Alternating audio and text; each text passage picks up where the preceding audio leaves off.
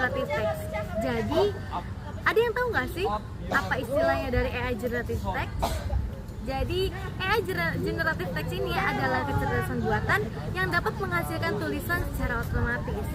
Mirip seperti manusia, tapi bedanya tidak menggunakan usaha. Nah, misalnya AI ini bisa membantu membuat rangkuman dari artikel, menjawab pertanyaan, serta dapat membantu menyusun ide untuk tugas kuliah kita. Bagi mahasiswa, AI generative text ini juga sangat relevan karena dapat membantu sebagai asisten belajar yang praktis. Teknologi ini bisa membantu mencari referensi, mengembangkan kerangka esai, atau sekedar memberi inspirasi atas ide kita saat ide kita kosong. Namun yang terpenting, bagaimana cara kita memanfaatkan AI ini dengan bijak dan bukan untuk menggantikan usaha kita atau sekedar menggantikan usaha kita, melainkan untuk mendukung proses belajar agar lebih efektif dan kreatif.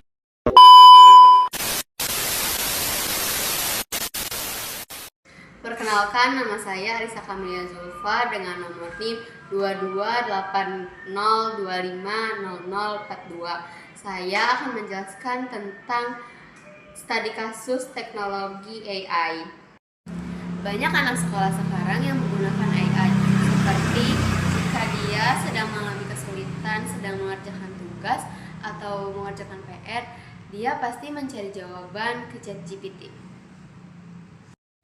Anak muda sekarang banyak yang menggunakan m-banking. Nah, teknologi AI ini berperan dalam menyediakan informasi terkait sertifikasi pembelian guna mencegah penipuan.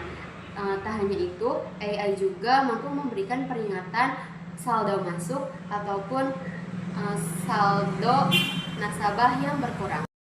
Di zaman sekarang saja, transportasi bisa secepat itu untuk dipesan, seperti aplikasi Gojek ataupun Grab. Teknologi AI di aplikasi ini adalah mengatur interaksi antara pengguna dengan pengemudi dan memberikan notifikasi tentang posisi pengemudi dan estimasi waktu tunggu.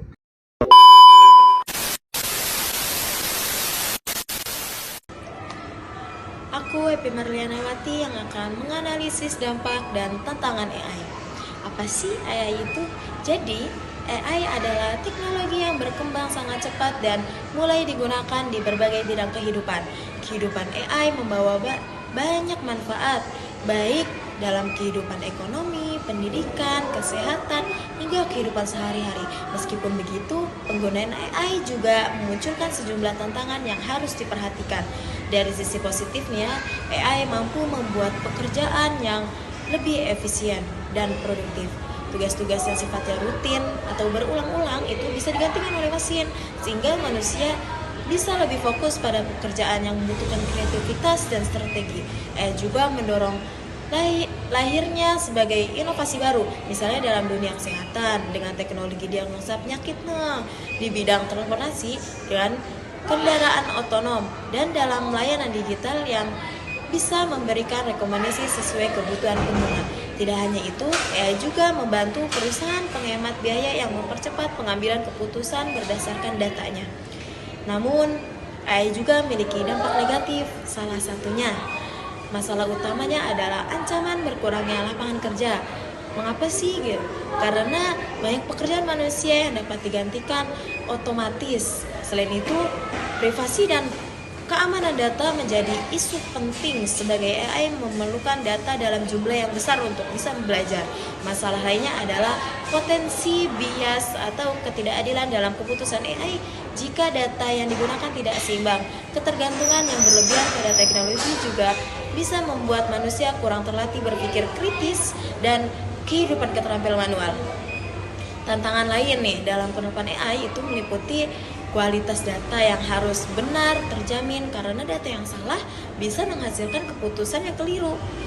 Kedua, itu ada biaya pengembangan AI juga masih cukup tinggi sehingga tidak semua pihak bisa mengaksesnya. Selain itu, masih ada kesenjangan keterampilan karena tidak semua orang memiliki kemampuan yang cukup untuk menguasai teknologi ini. Di sisi lain, regulasi dan etika penggunaan AI juga belum sepenuhnya matang sehingga rawan terjadi penyalahgunaan. Jadi, AI merupakan teknologi dengan potensi besar untuk membawa kemajuan bagi masyarakat. Namun, tantangan yang ada harus diatasi dengan cara memperkuat aturan, meningkat kualitas sumber daya manusia, serta memastikan penerapan etika dalam penggunaannya. AI bukan hanya tentang kecerdasan mesin, tetapi juga bagaimana manusia mengendalikannya agar memberi manfaat sebesar-besarnya ya dalam kehidupan. Tentang teknologi AI generative text ini, ternyata teknologi ini banyak sekali manfaatnya, terutama bagi mahasiswa. Nah, penggunaan yang tepat AI ini bisa menjadi alat untuk mempercepat proses kita, seperti menambah wawasan, terus membantu menemukan ide kita. Nah, tapi juga ada kekurangannya, resikonya itu menurunnya cara berpikir kritis kita dan kreativitas kita.